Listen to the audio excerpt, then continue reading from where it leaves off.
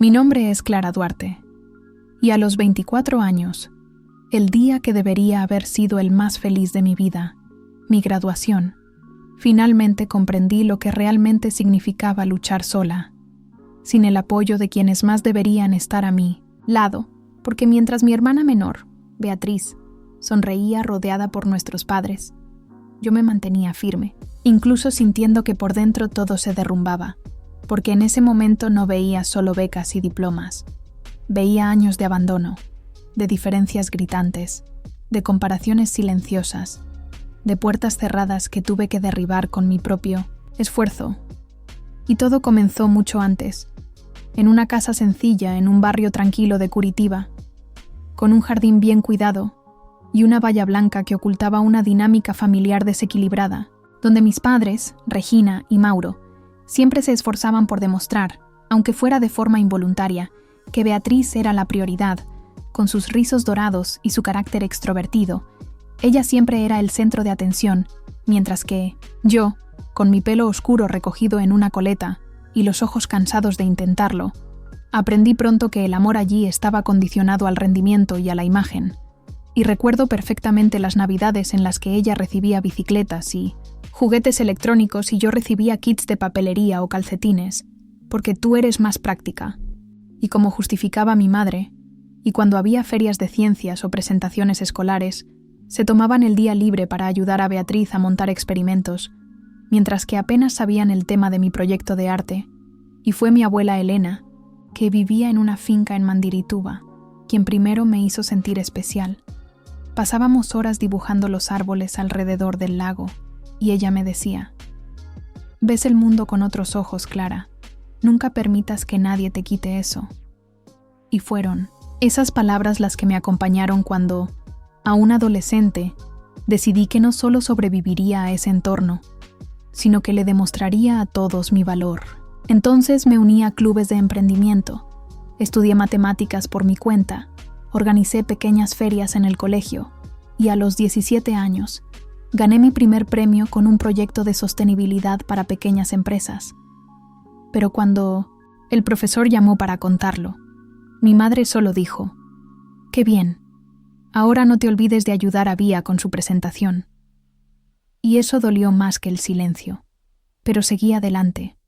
Y en el instituto, aunque trabajaba a tiempo parcial en una cafetería, mantuve la nota media máxima en todas las asignaturas, mientras que Beatriz, 2 años más joven, se saltó un curso y llegó a mi clase, donde también decidimos solicitar plaza en la Universidad Federal de Ingeniería y Gestión, uno de los programas más competitivos del país. Y cuando llegó la carta de admisión, recuerdo haber llorado en el baño de la escuela, porque sabía que estaba a punto de vivir algo que podía cambiar mi futuro. Pero cuando lo conté en casa, mi padre solo murmuró: «Felicidades». Y 10 minutos después, Beatriz entró gritando que también había sido aceptada en la carrera de Relaciones Internacionales de la misma universidad. Y entonces sí que cambió el ambiente. Champán, fiesta, fotos, abrazos, y esa noche, durante la cena, mi padre hizo el anuncio que me dejó sin palabras. «Hemos estado ahorrando dinero para la Universidad de Bía desde que nació. Ella podrá estudiar sin preocuparse por nada». Y cuando le pregunté: «¿Y mi matrícula?», y me miró con esa mirada pragmática que usaba para resolver problemas contables y me dijo: «Clara, siempre has sido más independiente y, sinceramente, tu hermana tiene más potencial académico. Esta inversión es más segura». Y mi madre añadió: «Puedes intentar conseguir una beca o un préstamo». Y fue entonces cuando escuché por primera vez la frase que me perseguiría durante años: «Ella se lo merece, tú no». Y esa noche fue la primera en mucho tiempo en la que lloré, hasta quedarme dormida, porque me di cuenta de que todo mi esfuerzo nunca sería suficiente para ellos. Pero al día siguiente, incluso con los ojos hinchados, fui al colegio y empecé a planear mi propia manera de llegar hasta el final de la universidad. Fui a la biblioteca, busqué convocatorias, hablé con profesores, y una en particular, la profesora de matemáticas, me ayudó a montar mi plan financiero y a buscar becas, y lo conseguí, poco a poco, una beca parcial, un trabajo como asistente de investigación, otro como camarera, y alquilé una pequeña habitación en una residencia de estudiantes, con paredes mohosas y un colchón prestado, mientras mi hermana vivía en un alojamiento pagado con aire acondicionado y un ordenador portátil nuevo, regalo de nuestros padres, y aún así seguía adelante, durmiendo poco, estudiando en los descansos entre turnos, haciendo trabajos hasta las 3 de la madrugada, sin espacio para fiestas ni viajes, porque cada centavo contaba, y mi hermana publicaba fotos en playas, en congresos fuera del país, con ropa nueva cada semestre, y mis padres la elogiaban por todo, incluso cuando sus notas eran mediocres,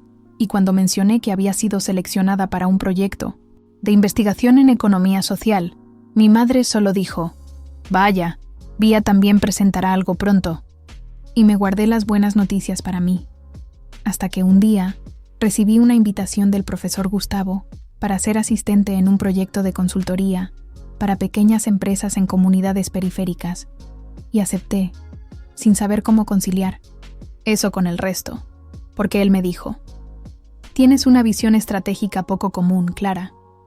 Y fue la primera vez que alguien me vio como alguien capaz de liderar, y con ese proyecto gané notoriedad. Me llamaron para eventos.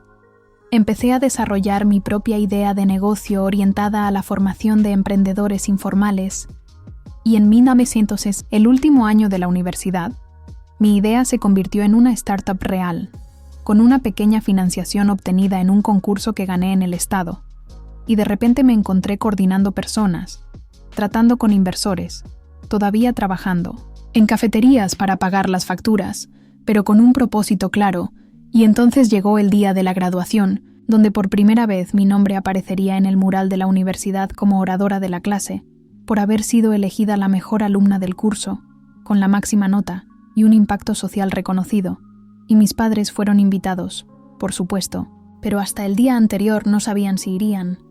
«Vía tiene más gente a quien llevar y las invitaciones son limitadas», dijo mi madre, y yo solo sonreí, porque ya había aprendido a no esperar nada de ellos. Pero ese día, allí estaban, sentados en la tercera fila, sonriendo a las cámaras, abrazando a Beatriz como si fueran los protagonistas de su conquista. Y cuando me llamaron al escenario, el auditorio aplaudió y mi abuela lloraba en la primera fila, y al coger el micrófono, respiré hondo y dije: «Llegar hasta aquí no ha sido fácil. Han sido años de compaginar trabajos, estudios, deudas, soledad, cansancio, pero también han sido años de construcción, de fuerza, de encontrar apoyo donde menos lo esperaba. Y por eso doy las gracias a todos los que me han tendido la mano cuando más lo necesitaba, a los profesores que creyeron en mí, a las amigas que se convirtieron en hermanas, y a mi abuela, que nunca dudó de mi valía, incluso cuando nadie más la veía. Y vi a mi madre bajar la mirada y a mi padre apretar los labios, y continué. Y hoy, ante todos, digo que el valor de una persona no está en lo que recibe, sino en lo que construye con lo poco que tiene, porque ser subestimada me enseñó a superar. Y por eso salgo de esta universidad, no solo con un título, sino con una empresa creada desde cero, con un futuro prometedor y con la certeza de que nadie más me dirá lo que merezco o no. Y los aplausos llegaron como olas. Y cuando volví a mi sitio, mi hermana me abrazó y me dijo: «Eres increíble, perdóname por no haberlo visto antes». Y por primera vez creí en su sinceridad, y después de la ceremonia, mientras me hacía fotos con mis compañeros, la rectora se acercó y anunció que mi historia aparecería en el periódico de la universidad, y que estaban creando una beca, con mi nombre para alumnas que, como yo, hubieran enfrentado adversidades para continuar estudiando.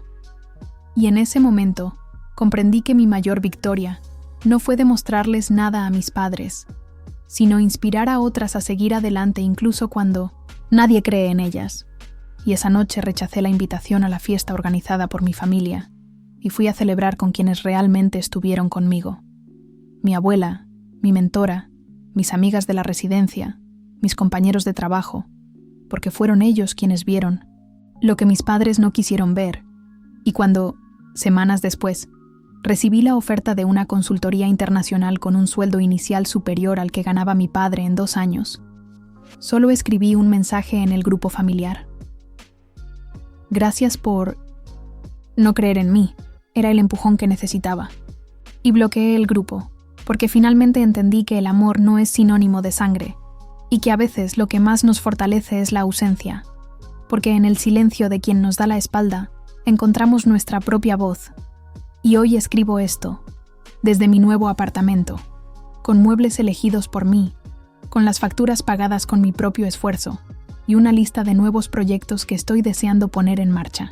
Y si tú, que estás leyendo esto, has oído alguna vez que no vales, que no eres suficiente, ten claro que quien te lo dice solo está proyectando sus propias limitaciones. Sigue adelante, lucha, confía, porque nadie puede quitarte lo que has conseguido con tus propias manos.